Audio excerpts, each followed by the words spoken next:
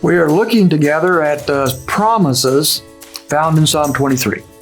This is our last week on the promises found in Scripture, and Psalm 23 I thought would be a good place for us to conclude our discussion.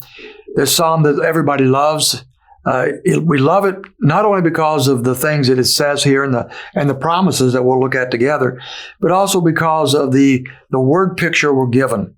We're transported from our life here on this earth now, and whatever circumstances we are living. We're transported in our minds and our thoughts and our emotions to a different world. And in that world, we find that we are pictured as sheep, and we are pictured as a sheep who needs a shepherd. And the first promise goes back to that in verse 1, that the Lord is our shepherd, and therefore he takes care of the needs that we have. The second promise we'll look at is found in verse 2. He says, he makes me lie down in green pastures. He leads me beside quiet waters. Now, there's two different things here, but they kind of overlap. We have the promise of God that he will make me lie down in green pastures. So once again, let your mind kind of flow to that idea with that. But one of the things we know about sheep, at least of what I've read, is that you have a very difficult time forcing a sheep off its feet, to push it down onto the ground and have it sit there. But if you feed the sheep, if he becomes content because its belly is full and is content, then it will lie down on its own. And so we have a picture here that he makes me lie down in green pastures. How is it that the Lord has us lie down in these green pastures? Well, by bringing us to the place of contentment and joy there. And he does that by fulfilling the needs that we have. That's what he said in verse 1. I shall not want. I have need of nothing.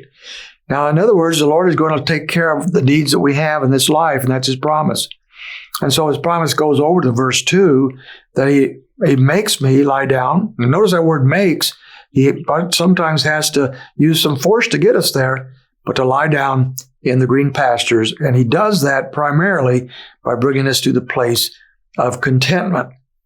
And then he says he leads me beside quiet waters. My understanding is that sheep are afraid of running water. They get into a stream that's running very fast, and their wool gets saturated, and they can't get out, and they drown.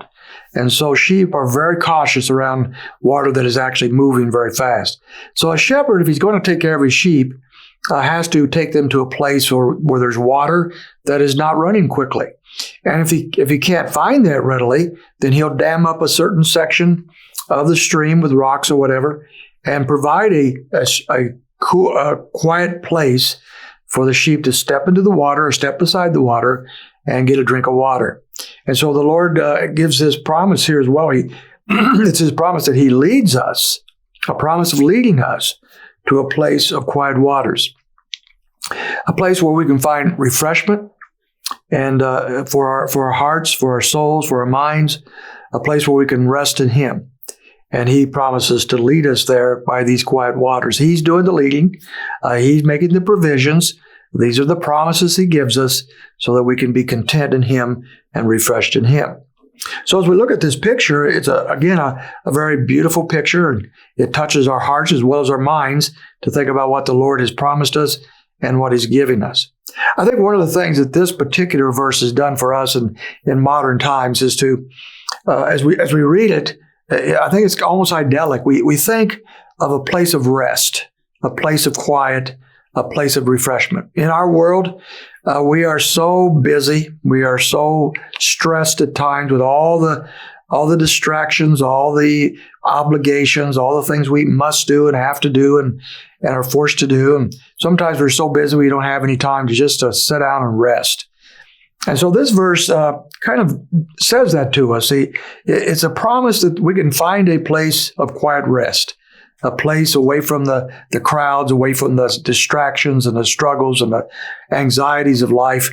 And that is found in him, in the Lord. That's his promise to us, that we can go quietly with him, and he will make provisions in such a way that you and I can rest, that we can find rest for the soul, rest for the mind, that we can find that rest in him because of who he is and what he's promised for you and I. And so this promise comes right off of verse 1, where it says that I shall not want. And the reason we do not want is because of His provisions that He's promised us in verse 2. We'll look at verse 3 and 4 tomorrow.